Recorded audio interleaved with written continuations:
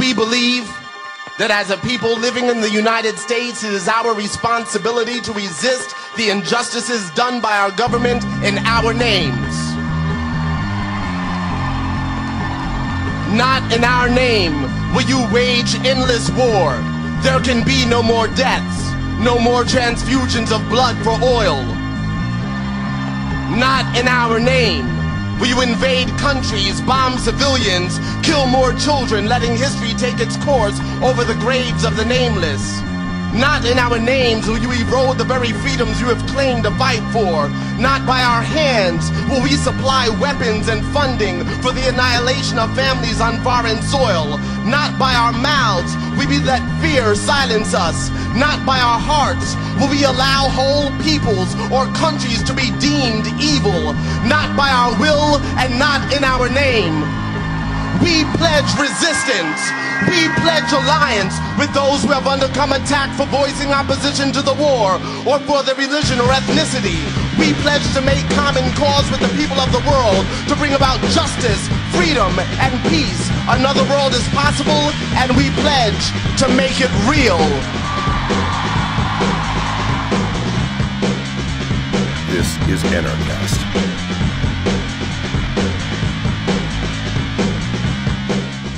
Hello, and welcome to the first edition of Anarchast, your home for anarchy on the internet. I have today Gary Gibson, the managing editor of whiskeyandgunpowder.com. How are you doing, Gary? I'm pretty good, thank you, Jeff. It's great to have you. This is our first edition, the collector's edition, and it's great to have a true anarchist online with us today, and from Vancouver, BC. Is that right? Yep, I'm up here for the Agora Financial Investment Symposium. Whiskey and Gunpowder is a newsletter from Agora Financial. So yeah, I'm here now to go speak in front of more people and cause some more trouble. That's great. Please cause some trouble. And I know you were just down here in Mexico just last week. How did you enjoy your first time in the land of the free, Mexico? It was great, and I could not have prepared for that. The emotions that coursed through me when I took my first beer on the sidewalk. Yeah, I know exactly what you're saying. I don't know if you know, I was handcuffed in Phoenix just a few weeks ago when I took a beer onto the sidewalk. So I know exactly what you mean. The reason I did that was because I live in Mexico most of the time. So I happened to be in Phoenix on a conference, and I just did what I normally do in Mexico. I walked outside with a drink to talk to somebody. Here in Mexico, when you walk outside, the only thing they ask you is, do you want ice in your drink for the road? So I definitely know where you're coming from on that. But I'm really glad to have you on the show because I know we're friends in the other life outside of this podcast, and I know you're a real anarchist, so I tried to have a real anarchist on the show. But we should really get to the point here about what is anarchy, because I know so many people, they have so many misconceptions about what is anarchy. You look at these people in the UK and the rioting students, and they want more free education. It's hilarious. That has nothing to do with anarchy. Would you do me the favor and please tell us what is anarchy? Well, yeah, first I'd like to define those people. Like, they're not anarchists. I mean, the term that I think they get shoved together is anarcho-communist. And as we'll see, that can't be. Anarchy is without a ruler. Communism, by its nature, requires somebody to strong-arm everybody into doing what doesn't come naturally. Anarchy is simply, it's Greek, without a ruler, no archy. And it's as simple as that. And when that happens, people assume there's going to be chaos and violence. But what we expect instead, and what we get is people doing what they do in real life. They find mutually beneficial ways to get together. They do business. And there's just nobody on top of them stealing their money and making up arbitrary rules and telling them what to do. And people live their lives, and by the non-aggression principle, they don't hurt each other. They try to get mutual benefit, and they do that by trading. So that in the absence of a ruler, you have the market, and that's what anarchy is. Ultimately, it's like it's the marketplace at work, and it's not violence, just nobody telling you what to do, and there's a difference. So suffice to say, you weren't one of the people in the streets in the UK throwing bombs, asking for more free government education because you are an anarchist. Right.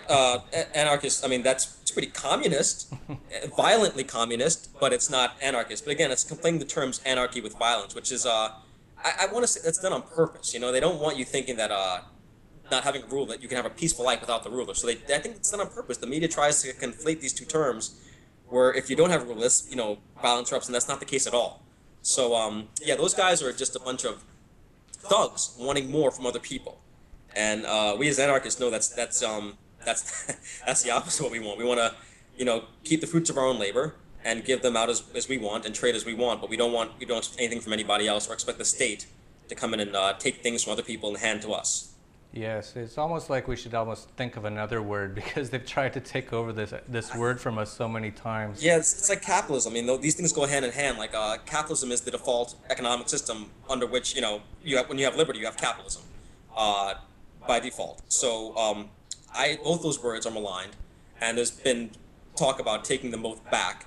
I'm one of the people who want to take the words back. I don't want to use anything else. But I know what you mean. The temptation is that I go like, look, I'm not a violent thug. I'm an anarchist, but I'm not a violent thug. And I use the term like anarcho-libertarian sometimes. That comes pretty close. But I want to keep anarchist. I think it sounds cool and it's accurate, and I have no problem defining my terms, and it describes what we feel. So we should keep it. I agree, and that's why we're called Anarchast here, and we're not going to settle for anything less. But I think it is important that we describe what it is, because many people, if they believe in the media version of anarchy, they think that we should be standing here in black hoodies and blowing stuff up and asking for more government intervention in the economy. But it's interesting. You've been working now for whiskeyandgunpowder.com for 3 years now, and I know that you've evolved as an anarchist along the way. Tell us how you originally became an anarchist. I think, along with a lot of people, I read Atlas Shrugged and thought, wow, that makes a lot of sense. Most of that. And kind of put it. Some people go on with it and become objectivists. They start dressing like Ayn Rand or something and smoking cigarettes and wearing dollar symbols. I kind of put it away for a while. I came back to it when I read, almost by accident. I picked up Peter McWilliams, I think is his name, that book, Ain't Nobody's Business If You Do. And it's a book on the absurdity of consensual crimes in our free society, I think is a subtitle. And he just went through and he laid to waste any argument like why the so-called vice crimes should be crimes at all, why the state should be involved in any of that. And it got me thinking, like, why should the state be involved in anything if these things that I've been taught destroy society? They really don't. They're just things that some people don't like, so they make rules against. And they tell people what to do, and like, why is that right? So it got me thinking, like, why is it right to take money from some set of people to fund some other goal for some other people, like steal from one to give to and the whole I read Atlas Shrugged again, and it just made even more sense. So I came to it from that direction, like your usual, like, you need less government in your life, I came to it from there. But I didn't start with you need no government, which was the anarchists, what they say. Like, I thought that somebody has to make the roads and national defense and all that kind of thing. So, I didn't start there. I started what, we call nowadays a minarchist. And it just didn't make sense to stay there. Like, if you don't need the state for this, then why for that? And it was hard. Some people go, what about justice? Don't you need like a Supreme Court of Justice, somebody who can like say, well, no, these are the rules and enforce them. And you learn that if the market can provide some things pretty well, like, why can't they provide other things? You start thinking about it and you realize they can. You do a little reading and you realize that free interaction can make everything a higher quality, provide abundance of it, and make it cheaper and make it work better than the government can. So yeah, I arrived to anarchy through the minarchist route, starting with like an Ayn Rand and moving on from there. Yeah, I find it so interesting. You talk to people who are liberals or conservatives, the whole left-right paradigm, which is basically statist versus statist. One side likes drugs, the other side doesn't like drugs, but they like war, and they like to make it so you don't do drugs. But the government has sold it so well that those are the only two options. And I wrote it about myself recently. I wrote my piece, which a couple of days ago. I said how I became an anarchist and how I got to that stage, and I won't bore people with that right now, but that's basically how I got to where I am today on this whole thing. But it's so funny. You talk to people, and you talk to a typical liberal, a typical conservative, or any of them really, and you tell them about how we believe about things, and all we're saying is we just don't want anyone to force anyone to do anything. That's really the heart of all we're saying, and it's a beautiful thing, and it actually can work. But what do they say to us? It's almost always, we get attacked. I've been attacked so many times by liberals. They'll say, oh, you're trying to force your ideology on other people. And that's not